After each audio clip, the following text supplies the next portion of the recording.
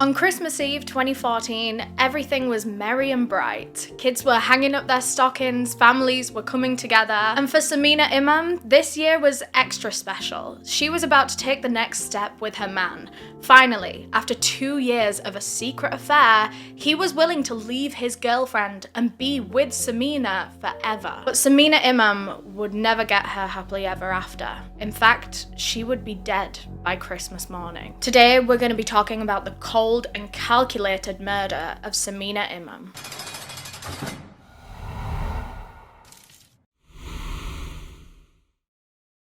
Before we get into this episode, I just want to thank our sponsor for making this video possible, NordVPN. You guys already know how I feel about NordVPN. I have loved them and raved about them for like half a decade at this point. It's been nearly 5 years that I have been so loyal to Nord as my VPN provider because they offer so much to their customers. The VPN itself is so quick and easy to use. With 2 clicks, you're completely protected online. Your IP address is hidden from the rest of the internet. And trust me, I really appreciate quick and easy. I get really put off by starting new things and learning new software because I'm scared that it's gonna be hard and I'm gonna get frustrated, but I've never had that with Nord. It was so easy for me to set up the first time that I did it and I've never looked back. A VPN is essential for the work that we do on this channel. You know, we're researching, we're clicking on some dodgy looking links. It's scary out there on the internet, and NordVPN has always had our backs. And this is what I mean about all the add-ons, all of the extras that NordVPN provides. They have their threat protection service,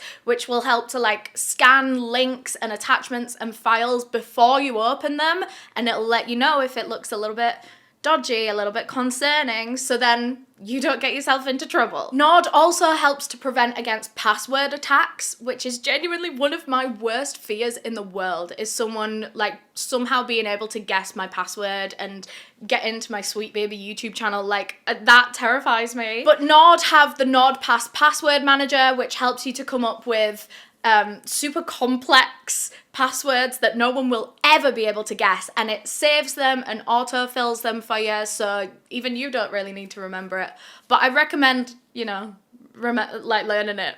But that's what I mean. Nord will just help you. It will hold your hand along the way, and I really appreciate that. And they also have their dark web monitor, which scans like underground hacker websites for any of your personal secure information. It'll let you know if your passwords have been breached or if they're being shared on these things, if people are sharing your information, and then that way you can act accordingly and get your information off them websites. I genuinely would not like to think about using the internet without NordVPN now. It's like my safety blanket. I don't want to think about the raw internet. Scary. So if you want to protect yourself and all of your information online, NordVPN are very kindly giving you guys an exclusive deal if you click the link down below in the description of this video. It's nordvpn.com/Eleanor, and it is completely risk-free with NordVPN's 30-day money-back guarantee. And right now, if you buy any of their 2-year plans, you get 4 bonus months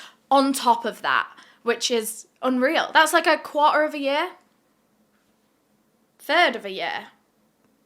I'm not gonna do the maths. That's 4 extra months, guys. Thanks again to NordVPN for sponsoring this video. Love you guys. And just one more thing before we get into it. I just want to give my usual disclaimer that I mean absolutely no disrespect to anyone that I talk about in this video. All of the information in this video is publicly available. It's stuff that myself and my team have found online and just compiled into one big story. This video will of course cover some sensitive topics, so viewer discretion is advised. And while we make every effort to fact check our sources and make sure that all of our information is correct, no action should be taken in reliance upon the information in this video. And I want to take this opportunity to remind you all that these are real people that we're talking about in this video, so please do keep everything kind and respectful in the comments. All opinions that are about to be stated in this video are mine and mine alone.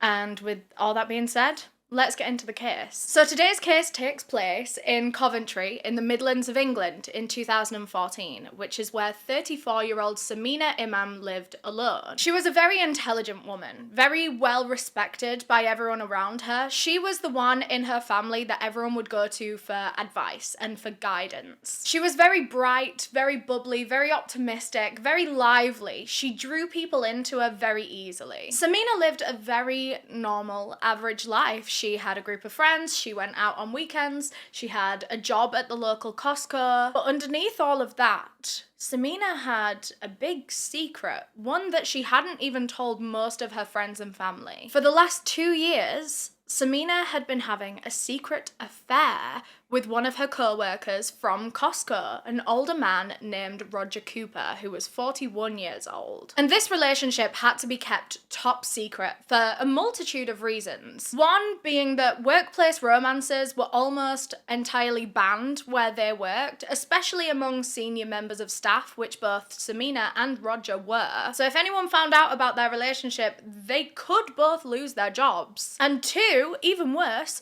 Roger actually already had another girlfriend, a long-term girlfriend that he lived with. He had been with her for years, and now, well, he's spent the last 2 years two-timing her with Sameena. And Sameena knew this. Sameena knew that he had another partner that he was with, that he wasn't leaving for her. I mean, she always hoped that he would leave his other partner for her one day. But she was very aware of the situation, whereas Roger's girlfriend back at home, her name was Susan, she was completely oblivious. She had no idea that her husband was cheating on her for 2 whole years. At that point, I feel it's way more than just cheating on someone, isn't it? You're starting to develop an emotional connection, a bond with another person, and then you're going back to your girlfriend at the end of the evening and curling up with her in bed. That just makes me feel sick. Roger and Sameena worked really, really hard to hide this relationship from the whole entire world. They had a lot to lose. If any of their co-workers saw them, they'd lose their jobs.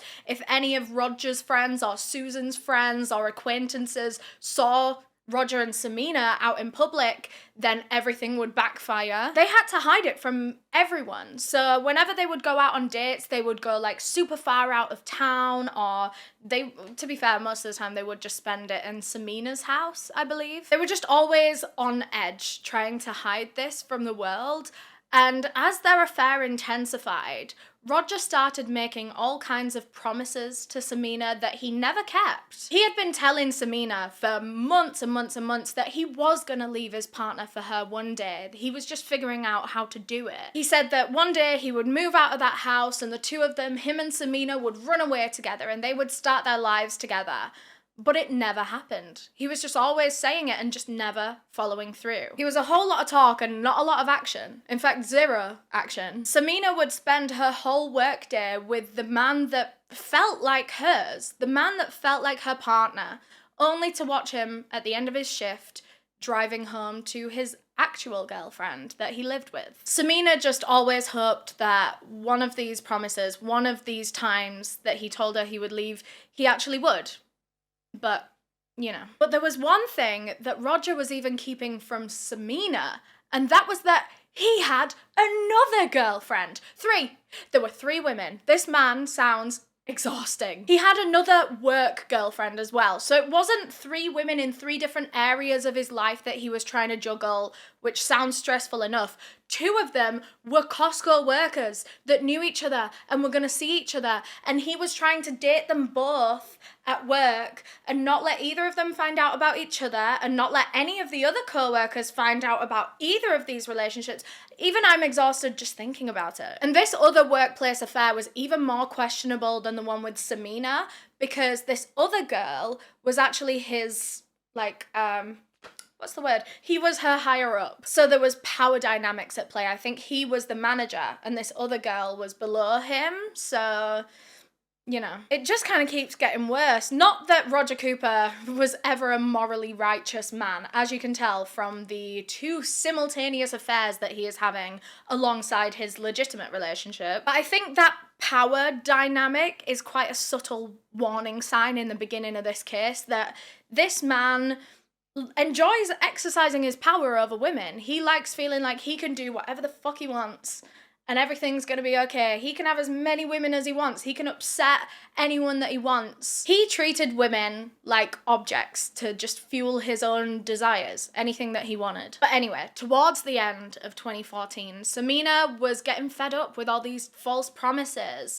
And so she turned to Roger and she gave him an ultimatum. She told him that he needed to leave his partner by Christmas Day, otherwise Sameena wasn't having it anymore. She was going to leave him. She was going to end the affair and just move on. But Roger assured her that he was still trying to figure out a way to leave his girlfriend for her. In fact, he promised that by Christmas, everything would be sorted out and they could live their lives together in the new year, completely fresh start. And this time, Sameena really believed him. I mean, she'd believed him a lot of times, but her faith in him was wavering. But this time, he really seemed like he meant it. I mean, she'd given him a deadline and he said, yes, okay, I will meet your deadline. So Sameena's elated. She thinks it's actually happening this time. He is actually going to leave his wife and, well, not wife, girlfriend. And he was going to be with her in time for, well, in time for Christmas. In fact, she got so excited that it was finally happening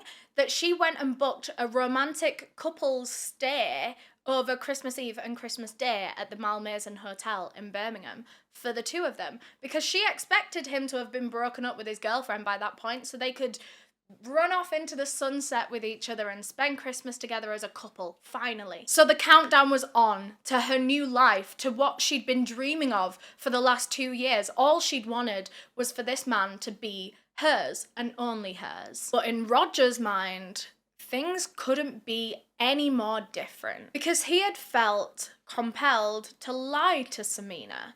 He never actually planned on leaving his girlfriend for her. He was just lying and lying. He would always give her these false promises just to keep her happy. But now he was in a bit of a sticky situation, because this time it was different. This time there was a deadline on the end of it. He couldn't just keep making these promises and then not following through. Now, because of this ultimatum and because she'd already gone and booked a hotel stay for them, he had to leave his girlfriend by Christmas Eve. He was expected to run off with Sameena that same night, but he didn't want to do that. In fact, he really enjoyed the situation that he was in. I mean, clearly, otherwise he wouldn't be in it. He liked having a girlfriend at home, you know, that felt like a wife, that felt like your person. But then he liked having Sameena on the side, and then that other girl on the side as well. He enjoyed cheating. He enjoyed manipulating these women. He enjoyed playing them all. He wasn't actually interested in a life with Sameena. That wasn't his aim when he was juggling all these women. His aim was just to, you know, fulfill his desires, whatever they were. But now, Roger worried that if he didn't break things off with his girlfriend, which he wasn't going to do, he didn't want to do that, but if it got to that point, if it got to Christmas Eve and he hadn't left his girlfriend for Sameena, maybe Sameena would say something. Maybe Sameena would tell Roger's girlfriend and then she would leave him anyway. He realized that he was in way over his head with this and he had no idea how he was going to fix this situation that he had lied his way into. And that was when he started thinking that he just had to get rid of Sameena Imam. She was the problem in his mind. She was the person standing in the way of his current lifestyle, of keeping and lying to his girlfriend and cheating on his girlfriend and having a complicit affair partner. He had enjoyed the last 2 years because that's exactly what he'd managed to maintain. A girlfriend at home and a girlfriend at work that didn't care that he actually had a proper long-term girlfriend at home. But now the mistress wasn't happy. He had to get rid of her. So Roger Cooper confided in his brother David about this terrible situation that he'd gotten himself into and that he felt that there was only one way out, and that was to kill Sameena Imam. And his brother was totally on his wavelength. He agreed. He agreed that that was their only option, and in fact it was a good option. Which I always find it so crazy whenever these sick, murderous people that get these urges or these desires or feel like murder is the only way to solve their problems. I always find it so crazy when they managed to find another person that also has that, like, sick, murderous gene. Oh, well, I guess they were brothers. Well, doesn't that explain it? What if it is a gene?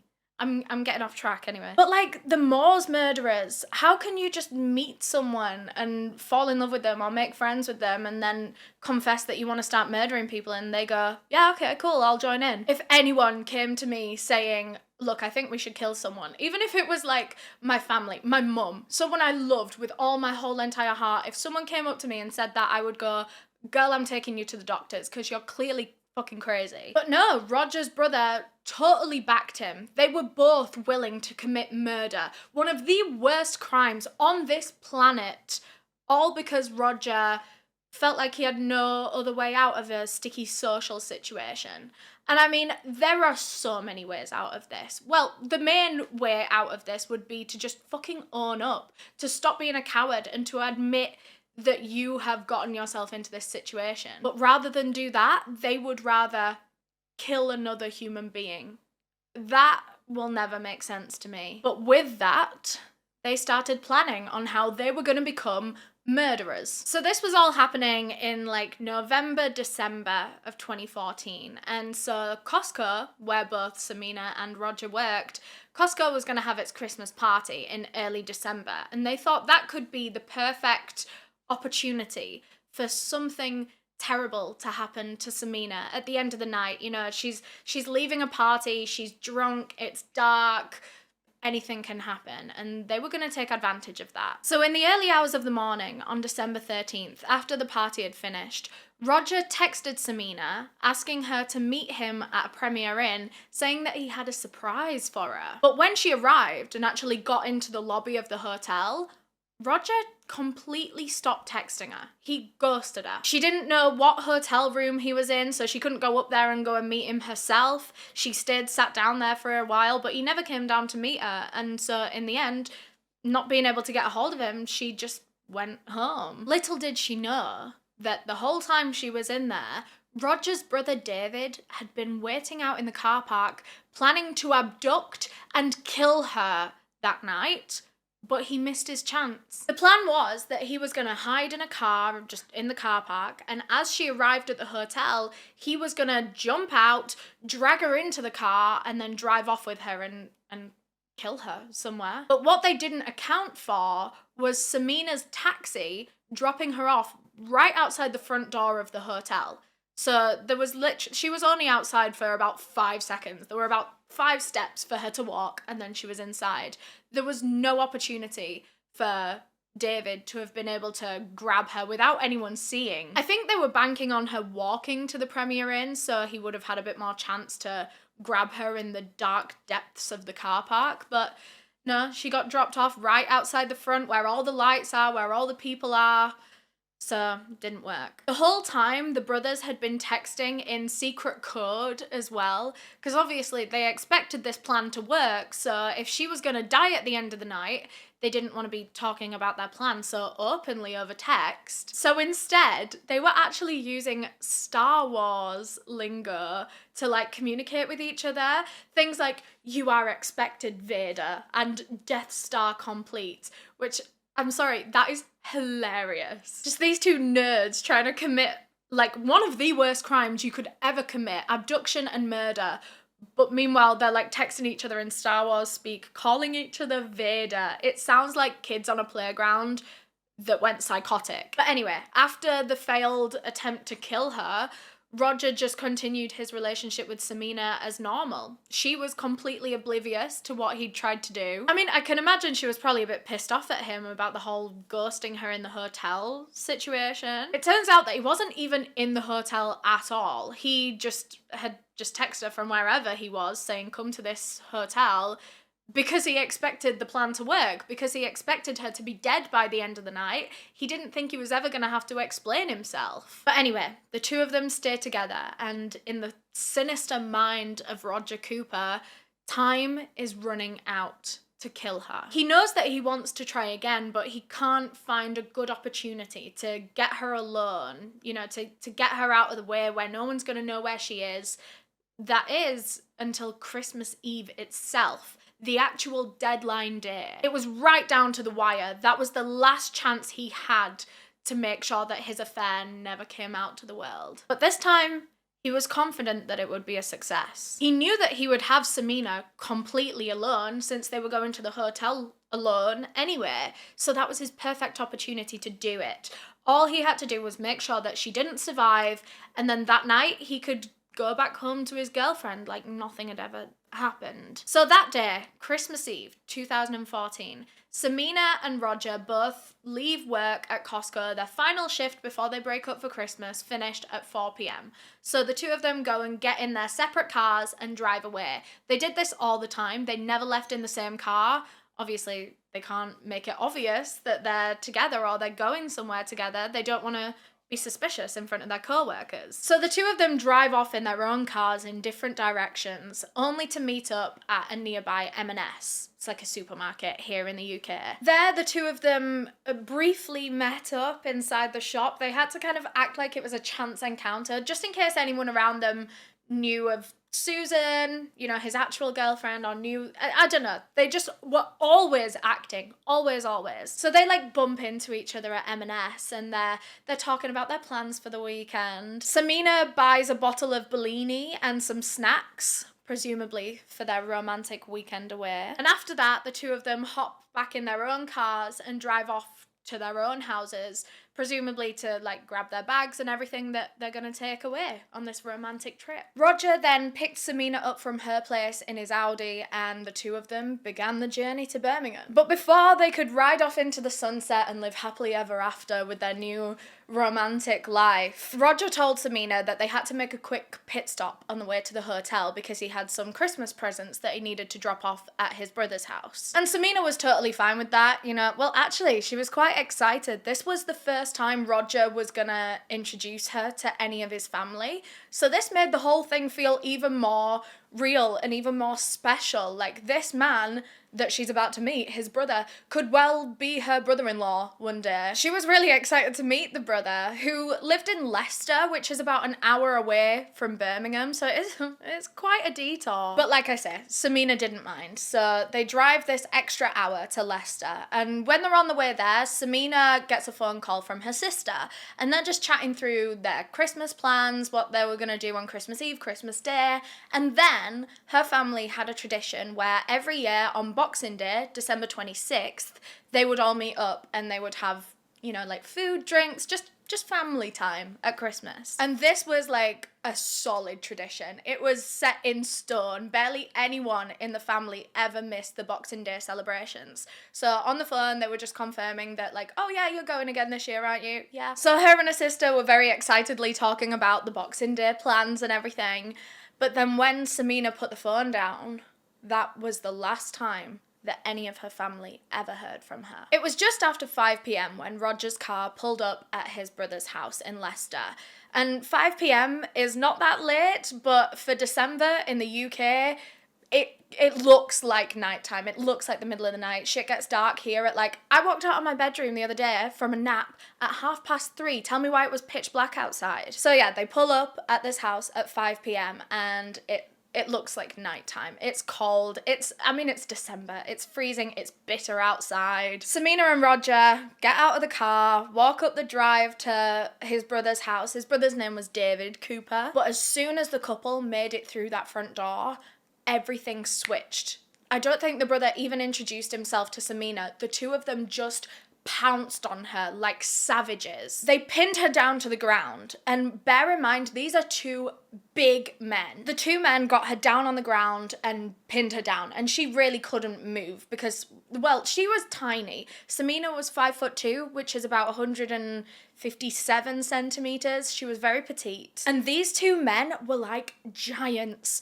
They were 6'5" and 6'7", which is like 195 centimeters and 200 centimeters. There was no competition with this. She was never going to be able to overpower them and save herself. And it was actually Roger, the man that Sameena thought she knew, the man that she had come to love over the last 2 years. It was him that kept her held down while his brother took the lead in what they were about to do to her. David Cooper, the brother, had been online shopping in the days leading up to this, and he had actually purchased a 200 milliliter bottle of chloroform off of eBay, which, side note, how the fuck is that legal? How can you just buy chloroform off of the surface web when its most popular use is to knock people out? It's literally a weapon. It's a chemical weapon. But anyway, David had managed to just fucking buy it on eBay. So while Roger pinned Sameena down, David got up and went to the kitchen. He poured the chloroform onto a tea towel and made his way back into the living room, where Roger had moved Sameena to the sofa, where it would be easier to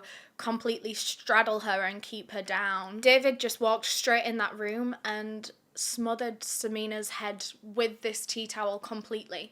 The chloroform would have knocked her out, and the smothering, depending on how long he held it there, could have just suffocated her completely. Chloroform can kill people if the dose is large enough. Like, it can cause respiratory problems, it can send you into cardiac arrest, but more often than not, chloroform isn't actually used to kill the person, it's used to just knock them out until you can kill them another way. That's the most common way that I've seen it kind of used in real life true crime cases, is someone will use the chloroform and knock out the victim and then kill them another way. Sameena was trying her best to fight back. When David started smothering her with this tea towel, she was flailing her arms in the air, trying to knock him off, trying to get the towel off. But like I said, she was just no match for the physical strength of these men. David literally grabbed her arms and sat on them so that she couldn't move. And then he said to her, "Just a couple of breaths," as she fought against inhaling this chloroform, because she must have known that if she inhales too much of this, it'll knock her out, and then she has no control over what they're gonna do to her. I just can't imagine the fear and the kind of thoughts that must have been going through Sameena's head at this point in time. Could you imagine thinking you knew someone for the last 2 years, and then all of a sudden, like that, they're trying to kill you? Them and their loved one are both trying to kill you. They're both stronger than you. I just can't imagine the horrifying thoughts that must have been swirling in her head. Now, we don't know what actually killed Sameena Imam. It could be anywhere from suffocation to like the chloroform poisoning or something, causing respiratory issues. But what we do know is that a strange combination of metallic elements were found in Sameena's bloodstream when she died, and this included tin, mercury, and arsenic. Now, I am no biologist. I don't know how naturally occurring these elements are within the body. I know that you can have mercury in your blood, you know, on a normal day, especially if you eat shellfish or whatever, seafood. But I'm guessing it was like abnormally high levels of these metallic elements in her blood, otherwise they wouldn't be on reports and things. There's a lot of mystery surrounding what actually happened in that house as they were killing Sameena. Like I say, we don't fully know her cause of death. We know things that happened to her, and we know what was in her blood when her dead body was found. And that's about it. The frustrating thing is that the men, you'll see later on in the case, of course, we're going to get to this point, but they never fully tell an exact story. And I think that's why we don't know, because they won't admit it, and the evidence isn't clear enough to tell us exactly what went down in what order. Like I said, these elements were found in her blood, but we have no idea when they got in there, how they got in there. But one thing we do know about these metallic elements is that she had either ingested or been administered through force a liquid containing these elements. I mean, maybe it was in the chloroform. If you're buying chloroform off eBay, do you know how pure it is? Can other things be in that? I don't know. So what I'm trying to say is, it's still unclear what substances the men plied Sameena with that night. I'm sure there was something. All we do know is that within minutes of arriving in that house, Sameena Imam was dead. And by 6:25 p.m, so less than an hour and a half after they arrived at that house, Roger Cooper was already driving back to Coventry, back to his girlfriend, who was totally oblivious that he was now a murderer. Roger left Sameena's body with his brother to take care of, while he just went back home and enjoyed a guilty Christmas as if nothing ever happened, as if Sameena never even existed. But before he'd left his brother's house, Roger made sure to grab Sameena's phone because he knew that he was going to have to create a false alibi from somewhere, and he decided he would do that through text messages. Now buckle in, because this is seriously one of the stupidest ways I have ever seen a criminal try to cover up their own crimes. This man is completely brain cell-less. He used Sameena's phone to text his phone simply saying, "I am fuming. I'm going to where I'm truly cared for." And that was it. So this text suggests a very heated argument between Sameena and Roger. The reason he did this was because Roger knew that he needed to come up with a reason as to why he and Sameena wouldn't have checked into that romantic couple's hotel stay on Christmas Eve. Because of course police would figure that out very quickly. Once they realise that Sameena's missing, they'll look into like her emails, her bank details, her plans, her calendar. They'll see that she was meant to be at that hotel. They'll realise that she wasn't. Now he needs to be able to explain that before they come and ask him. So if they'd had this like lovers tiff, this little argument where Sameena was apparently fuming and going to where she is truly cared for, that explains why they would suddenly stop this romantic trip away. In fact, these texts, or this one text, it was a solo text, a very short one. It made it look as though it was Sameena's idea to not go ahead with the trip. He's basically trying to make it look like the two of them had this big blow-up argument, it was very sudden, and then all of a sudden it ruins their Christmas plans. Which is the stupidest thing. I really do not understand this. Why on earth would you make yourself a part of this? Why the hell would he actively link himself to Sameena via this text on the day that she goes missing? People might not have even assumed that the hotel stay was for her and him. They might have thought it was just a random mystery lover. But through this text, he has made it clear that no, yeah, they were supposed to go away with each other, but they left on bad terms. Which, doesn't that just add a motive? That means that you were angry. You had a reason to want to harm Sameena on the day that she goes missing. And police wouldn't know any of that had you not sent that text yourself from her phone. It's the stupidest cover-up. It's the least thought-through cover-up I have ever seen. And I'm even having voice cracks. I've been doing this job for 5 years. I have never seen a criminal cover their own crime up so shoddily. I just don't get it.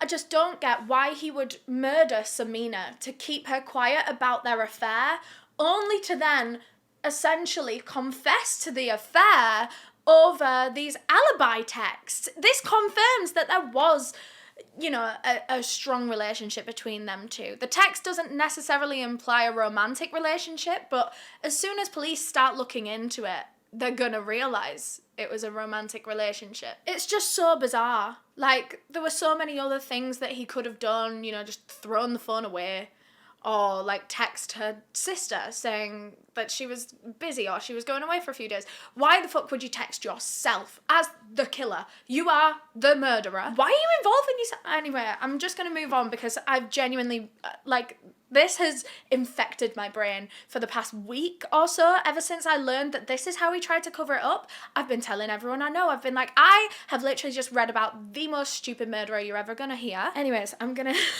calm down and I'm gonna move on from that point. I think it's just funny that like a lot of other parts of this crime do seem so calculated, like the ordering chloroform off of eBay. And like, we don't actually know how she died. She just randomly has all these metals inside of her. I think a lot of it was very well thought out. It was very calculated, only for him to go and boo-boo it up with the stupidest text alibi ever. The next morning, it's Christmas Day, Roger wakes up and he actually sends Sameena a text from his own phone. Now, he didn't respond to the fake argument text the night before, but he does text her the next morning on Christmas morning, just wishing her a Merry Christmas. I guess he's just trying to cover up the fact that he already knows that she's dead. He's texting her saying Merry Christmas, kind of implying that he thinks she's alive and that she's going to receive that text and she's going to text him back. But through the night, Roger's brother David had been disposing of Sameena Imam's body, along with all of the evidence that could implicate the two of them. He'd wrapped her body in a bunch of cling film, and I've never heard of that happening before. Cling film, is that a thing in America? What do you call it in America? Saran wrap? Is that what it's called? And I've never heard of that being used before. It's always like plastic bags or bin bags, but whatever. He gets out a roll of cling film, saran wrap, and wraps her up in it. He then put her body into one of his old army sleeping bags and zips her up in that. Now, David Cooper actually owned an allotment, which I don't really know what that means for England. I tried to look it up. A lot of people are like, oh, it's like a vegetable patch. And I'm like, really? In England, this random guy just has a vegetable patch? An allotment, basically just a plot of land that you can do whatever you want on, I think. So yeah, lucky for the Cooper brothers, David owned this allotment not very far from his home, so they planned immediately that they were gonna bury the body on that allotment where no one was ever gonna go digging. They thought that no one was ever gonna find this body. Within 2 hours of the murder being committed, David had cling filmed her body, shoved her in a sleeping bag, drove her out to the allotment, dug a shallow grave, and buried Sameena. It was all over so quickly, within 2 hours. And like I said, both of those men were home to their families for Christmas that same night, acting like they didn't just commit a murder and hide a body. It's just horrifying how much none of this affected the men in any kind of way. He had just cling filmed up this woman's dead body like she was a piece of meat. And then that same night, he's going home to kiss and cuddle his girlfriend under the mistletoe. What? David Cooper, the one that had been doing the digging and the burying, he was home that night by 7:45 p.m.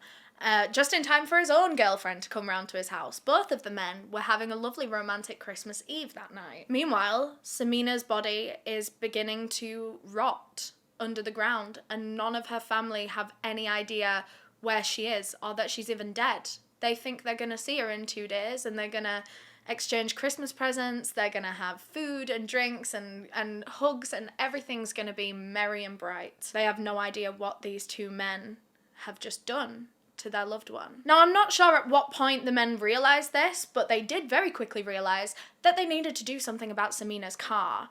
I don't know where it was at this point in time. I know that Roger picked her up from her house, so maybe they went to her house and they got it from there, but they realised that they needed to make it look like she had driven herself off somewhere, as if she'd left her home, as if she'd kind of run away off of her own volition. So the two of them drove it out about 65 miles all the way to Luton, and they just parked it on some random quiet residential road, and they just hoped that it'd like blend in with the other cars on the road and that no one would really notice that it was abandoned and no one was coming to get it. But before they left it there, they made sure to wipe down everything they possibly could. The steering wheel, the handles, the gear stick, everything. They didn't want their fingerprints anywhere in that car. So when Boxing Day, December 26th, rolled around and Sameena, of course, didn't show up to her family celebrations, they were immediately worried. It was totally unlike her to just ghost on plans. She would always communicate, text, call, especially family plans like this. They were a very family-oriented family, you know. They were just very, very close-knit, and they took their celebrations together seriously. It wasn't something to be taken lightly if someone skipped out and didn't tell them. So they knew that she wouldn't actually do that. She wouldn't have just ghosted them. That's how they immediately knew something had to be wrong. They were all calling her and texting her and getting no response. I believe they might have even gone to her house, and of course she wasn't there either. And so at that point, they called the police and properly reported Sameena Imam missing. But initially, the police didn't take it quite as seriously as her family were. Of course, they didn't know Sameena the way that her family did. And they were trying to say, look, she is a grown woman who can make her own decisions, and she might have just wanted to go out for the day. Police are often very reluctant to do any big searches for fully grown adults within the first few days of them going missing, because it is a relatively common thing to happen that they will just come back and be like, oh shit, sorry, I was just away for a couple of days. Her family felt very frustrated by this because they knew that Sameena wasn't like that. She wouldn't just abandon everyone for a few days, especially over Christmas, without texting or calling. She wasn't even picking up any of their calls or returning their texts. They knew that something was wrong, and police wanted to believe them, but they also have to be kind of on the side of logic sometimes. And so they were saying to her family, look, give it a day or so, see if she comes back, and if not, we will ramp up the searches. As the days went by, sure enough, Sameena didn't contact anyone. She didn't show up back at home. She wasn't going to work when it was time for everyone to go back to Costco after Christmas. She didn't show up for her first shift, and it was at this point that police did finally take this very seriously. Police went round to her apartment to see if anything was out of the ordinary. They managed to break in, and her house itself seemed absolutely fine. There was nothing like missing. There were no notes left or clues. There was nothing to be worried about inside. The only thing they noticed that was a bit interesting was that her car was gone. So the police started to campaign for information everywhere that they could. On the news, on Crime Stoppers specifically. That used to be a huge thing in the UK where like active crimes would be told and reconstructed, and missing posters would be put on this TV show that most people watched, and it was a really good way to get information out there and to ask for information from the public. It's a real shame that that show doesn't still exist. And luckily, having this case on Crime Stoppers worked, because on January 4th, 11 days after Sameena had actually died, police got a breakthrough tip from just a random member of the public. Someone had spotted an abandoned BMW on a random road in Luton, and, well, to be fair, a lot of people had noticed this BMW that was just abandoned, but no one had thought too much of it until this case went on to Crime Stoppers, and suddenly everyone realised that, wait, that BMW on the next street, the licence plate is the exact same as this missing woman's. So the car was reported, police went down to check it out, and sure enough, it was confirmed to be Sameena's car. They had a quick search on the inside, and nothing was there. And when I say nothing, I mean literally effing nothing. Her handbag wasn't there, there was no like purse, no phone, there was none of her personal belongings really. And on top of that, after a quick forensic search was done, there were no fingerprints either, which did tell them a lot. That in itself told them that someone had purposefully wiped away the fingerprints. Because if Sameena had just driven her car here by herself, her own fingerprints would still be on the steering wheel, would still be on the gear stick, would still be on the handle of the car door that she'd gotten in and out of. But because there were no fingerprints at all, that meant that everything must have been wiped. But there was one thing about the way that her car was left that really stood out to police when they thought about it. And that was that the driver's seat had been pulled way back. And like I said earlier, Sameena was a very petite little lady. She was 5'2". There is no damn way her little legs would have been able to reach the pedals from all the way back there. When Sameena drove her car on an average day, that chair would be very close to the steering wheel. And I can relate. I never actually got my driver's license, but trust me, I was like this with the steering wheel. So the fact that that car seat had been pushed all the way back suggested that the last person to drive this car must have been someone very tall, or at least way taller than Sameena. And that was pretty much confirmation to the police that something awful must have happened to Sameena, that someone else had driven her car and ditched it in the middle of nowhere and wiped it of fingerprints. So police's next course of action, they wanted to figure out Sameena's movements from Christmas Eve, from the last time that she was seen at Costco when she finished her shift.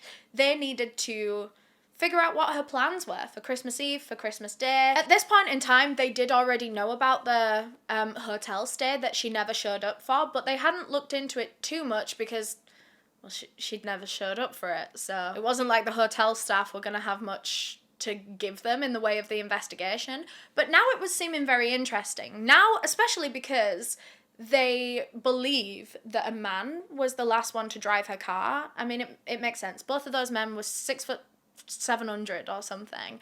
So yeah, there's not many women that are around that height that could have driven Sameena's car here. So now they wanted to know who Sameena was planning on staying there with and why they never showed up. Because right now, the mystery romantic couple's holiday man would be their prime suspect in Sameena's murder. At this point in time, they were kind of treating it like a murder. I don't know if it had officially switched from a missing persons investigation to a murder inquiry just yet, but after like 11 days, there's always that thought in police's minds that you're more than likely gonna find a body and not a living person. So like I said, they wanted to track Sameena's movements, especially on Christmas Eve, because she finished her shift at Costco, but then never made it to her next destination, which was the hotel. So something must have happened on Christmas Eve. Police get in touch with Sameena's phone network company to see if they had any information, you know, like coordinates or seeing what cell towers her phone was bumping off of, or if they had any just straight up texts, any text conversations that they could send the police.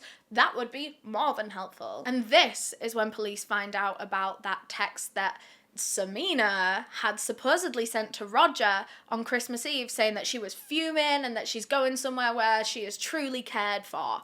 This is the first time police are seeing this text. They worked out pretty quickly who Roger Cooper was, that he was her co-worker at Costco.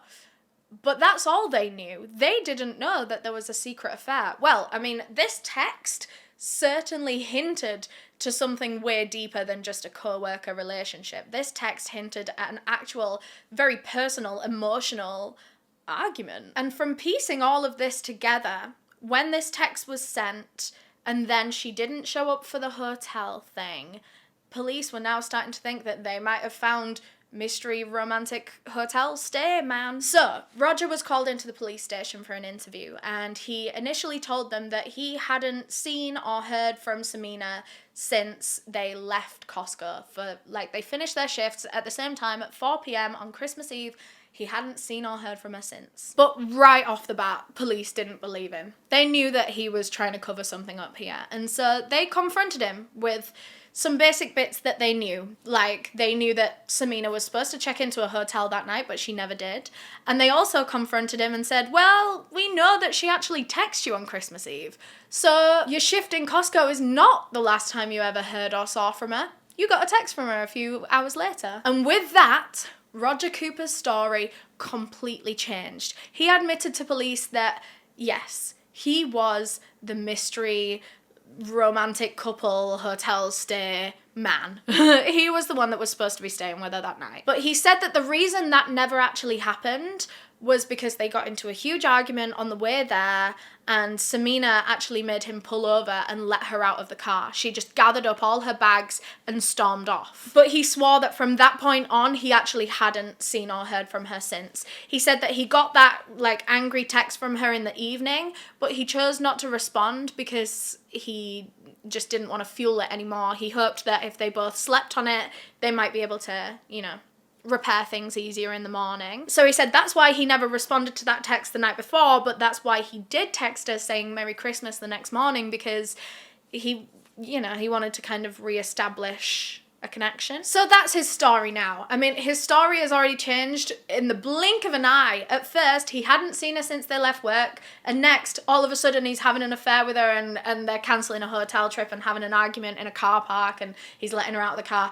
It changed so much. And I am no police officer, but I'm telling you, if I was, and you changed your story in front of me that quick, I would put some cuffs on you right then and there. So police confronted him on this. They were like, you walked into this police station today and just straight up lied to us. And Roger apologized. He said that it wasn't his intention to give a fake story necessarily. He just knew how suspicious his real story, quote unquote real story, actually was. You know, the whole, oh, we had a massive argument and then I just kind of abandoned her in a car park because she wanted to get out of my car. He was like, I know that doesn't look good. Of course I didn't want to tell the police that immediately. He just didn't want to admit that he was the last person to see her and they'd had an argument. It gives him motive, it gives circumstantial evidence. Although he did insist to the police that he never harmed Sameena. He insisted that he dropped her off in that car park and he'd not seen or heard from her since. He said that he thought this argument would just blow over within a matter of a few days,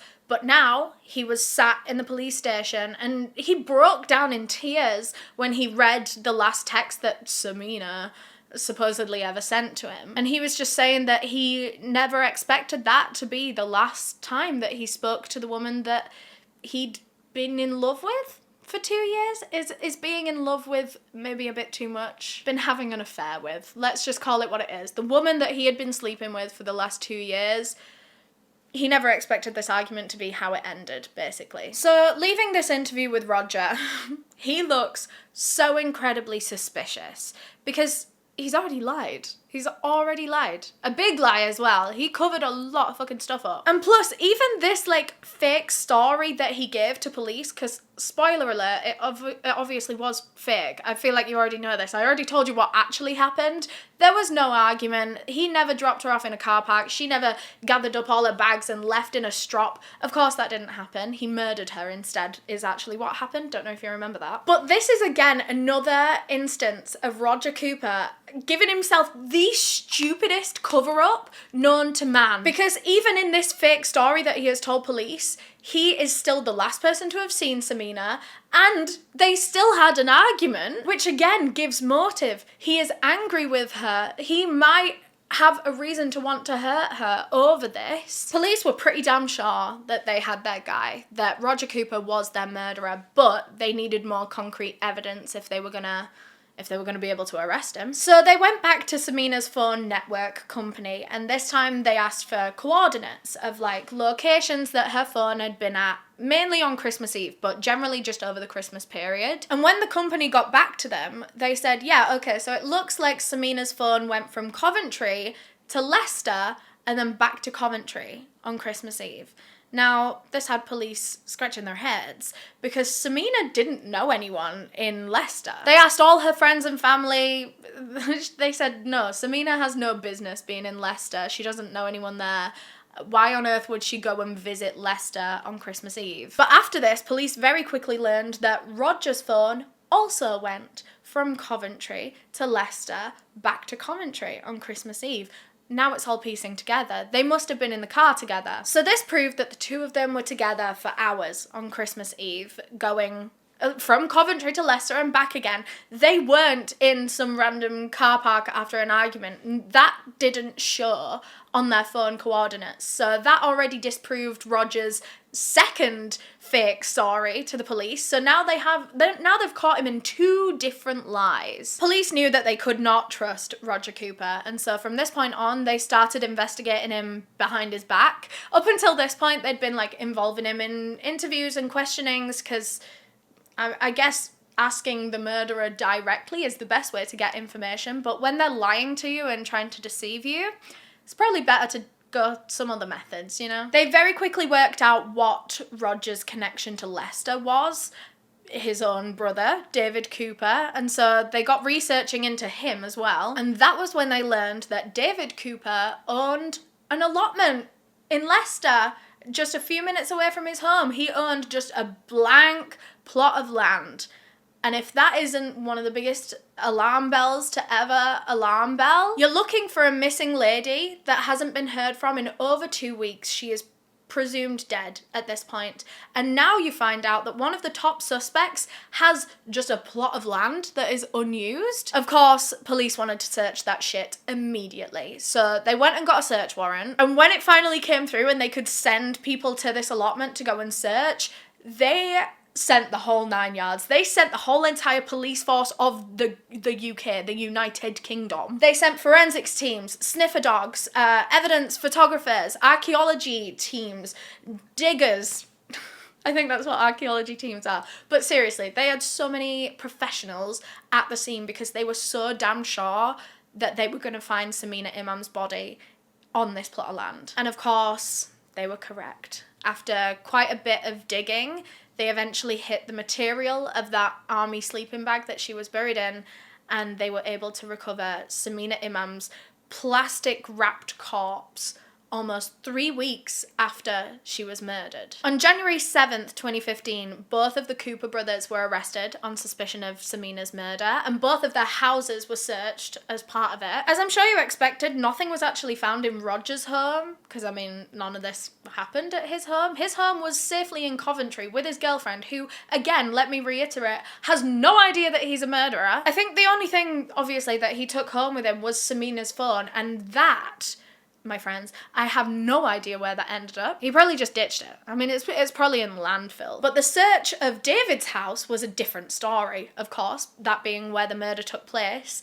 Inside his fridge was actually the bottle of Bellini and snacks that Sameena had bought from the M&S after work on Christmas Eve. He had put all her snacks in his fridge. And I know that's like one of the last things that you want to get heated about when you're talking about a murder case where he's literally stolen this woman's life from her. But I think there's a certain level of cheek to a murderer who can kill someone and then, I don't know, like take their snacks? That's what? But of course that proves that Sameena had been at that property since her belongings were there. And, right, now this doesn't necessarily link to Sameena's murder directly, but police found something else during this search of David Cooper's house that I just have to tell you about. They found a sign on his shed in the back garden. You know, like those jokey little slogan signs that are like, don't talk to me before I've had my morning coffee, or like, you know, just random stupid little like family signs that like your auntie has up in her kitchen. Well, David had one in his shed that said, "Don't wind me up, I'm running out of places to hide the bodies." And like, if you saw that in anyone else's home, you would just look at it, have a bit of a chuckle, think it's just a dark joke. But now this man is actually arrested for committing a cold, calculated murder, and he has a sign up in his home about hiding bodies.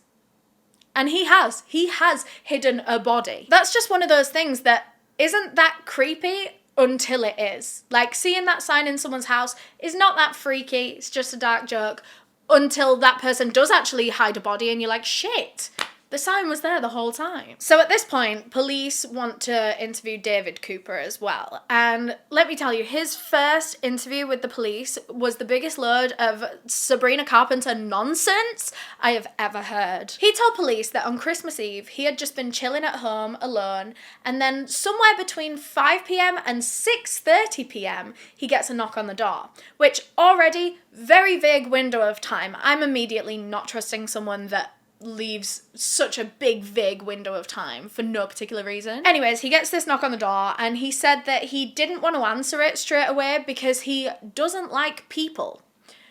Bear in mind that he has said that to the police when he's being accused of murder.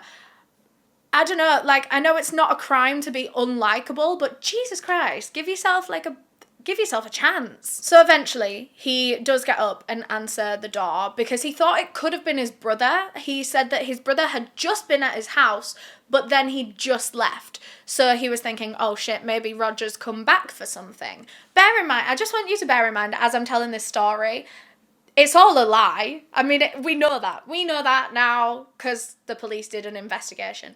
But it could, you know... Anyway, so he goes and answers the door, thinking it was going to be his brother, but when he opens it, it's Sameena Imam, just standing there, alone. David said that he was very confused opening the door and just seeing this woman there. And he said that he did know who she was. He knew that this was his brother's co-worker that he had been sleeping with, but he'd never really properly met Sameena, so he had no idea why she was at his house right now. But anyway, he let her into the house because, I mean, this is the girl that his brother's having an affair with. And this was one thing that David Cooper was quite adamant with police about. He was saying that his brother wasn't actually having like a full-fledged affair. He was very adamant that the two of them were just sleeping together, that it was just like hookups, that he wasn't like full-on two-timing his girlfriend with another girlfriend. He was trying to make out to police that Sameena was not that serious to his brother, which, like, okay, fair enough, but this man was like adamant about it. It's like, why do you actually, how do you know that much about like your brother's sex life and his like affairs and stuff? I don't know. Anyway, he said that Sameena didn't even know his brother's address because obviously his brother had a girlfriend at home, so he would never let Sameena go to his house. But this is another crazy thing about his story. How does she know your address? So she doesn't know her own boyfriend or hookups address. How does she know his brother's an hour away in Leicester? And why is she just suddenly turned up? Just plot holes everywhere. EleanorNeale's poking all these plot holes. So David says that Sameena arrives at his door looking for Roger, because she doesn't know his address, so she's come to his brother's house to try and find him. David said that he got the feeling that Sameena was mad at Roger, and he didn't want to set her off on him. He didn't want to let her know where he was. He decided that he was just going to stall Sameena and try to calm her down, and just make sure that she doesn't, have a go at his brother or something. I don't know. She was apparently demanding to know where Roger was, saying that we've made plans and this is really important and like you need to get a hold of him for me now. So David eventually said like, okay, calm down. I will call my brother and find out where he is, and then, we can go from there.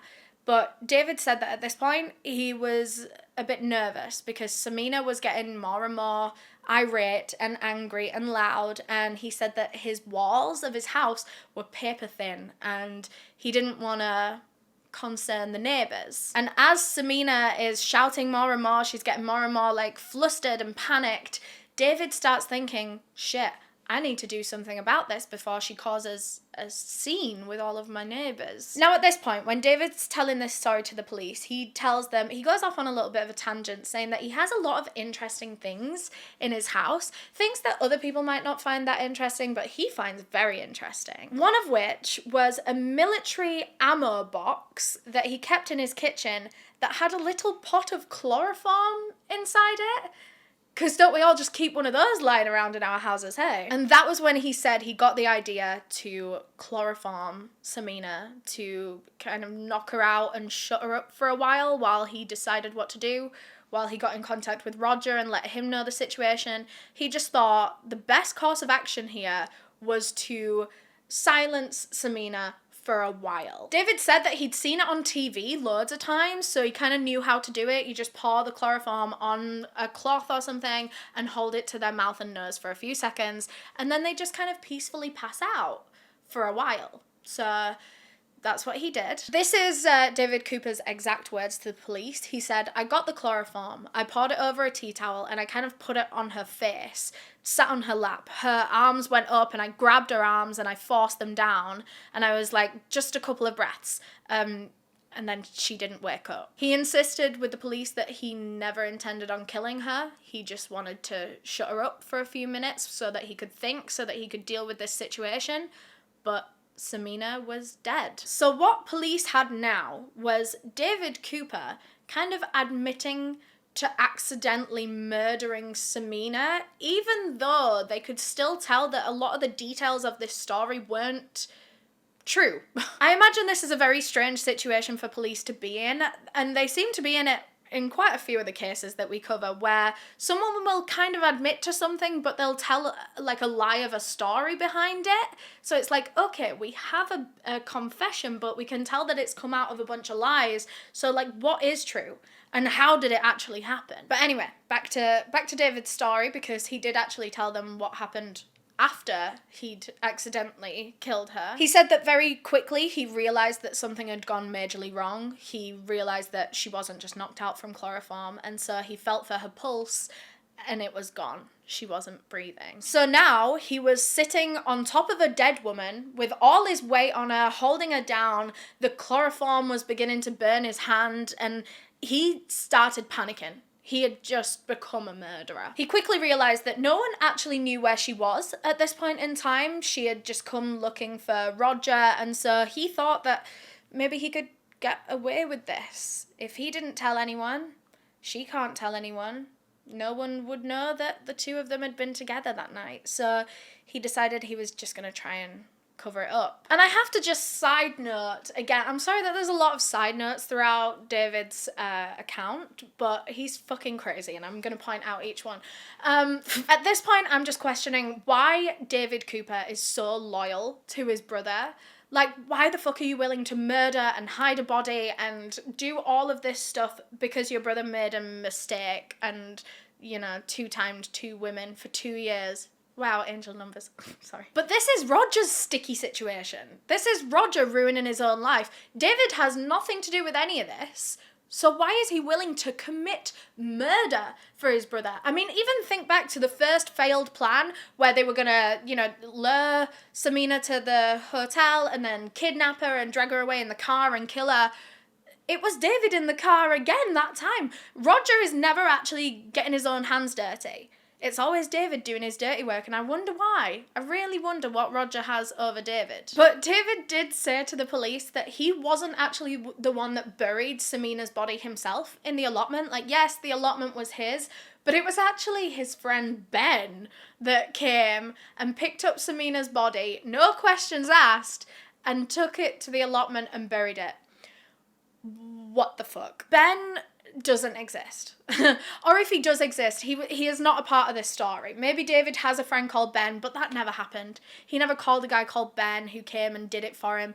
David was the one that buried Samina's body. I guess he was just trying to get out of another little element of the crime. But he said that while this Ben was burying the body, that was when he himself drove Samina's car to Luton and abandoned it. After police had fully analysed David's story and Roger's story and all of the physical evidence, they realised that most of what these two men were telling them was complete and utter bullshit. Literally none of it was adding up. The two men's stories didn't add up with each other, which is another part of this crime that's just so stupid. I feel like these two never actually had a conversation and came up with a story together. They never planned for what would happen if they got caught, because then they get caught and they both end up telling two different stories. Yeah, neither of their stories matched each other, neither of them matched the physical evidence, so police just genuinely don't believe a lot of the things that these men said in their interviews. So in August 2015, the Cooper brothers were put on trial for the murder of Sameena Imam, and at first both of them pled not guilty, which good luck with that. But at this point in time, David did actually admit that he was the one that buried Samina's body. He dropped this whole, Ben story. And if he does actually have a friend called Ben, I feel sorry for that guy. And I guess just think about it logically. She was buried on his allotment, wrapped up in his army sleeping bag. Who fucking else would it be? Anyway, eventually, at the end of the trial, Roger and David Cooper were both found guilty of the murder of Sameena Imam, and they were both sentenced to a minimum of 30 years in prison. The detective who led this investigation said that it was the most callous and calculated crime she had ever witnessed in her whole career. And that's what's so disturbing about this case to me, is how calculated and planned, how much time and effort went into murdering this innocent, unsuspecting woman who was just trying to make things official with her boyfriend. Roger had been promising Sameena this Christmas fairy tale where they could just run off into the sunset and be together forever. But the whole time he was promising her that to her face, he had been planning her murder behind her back.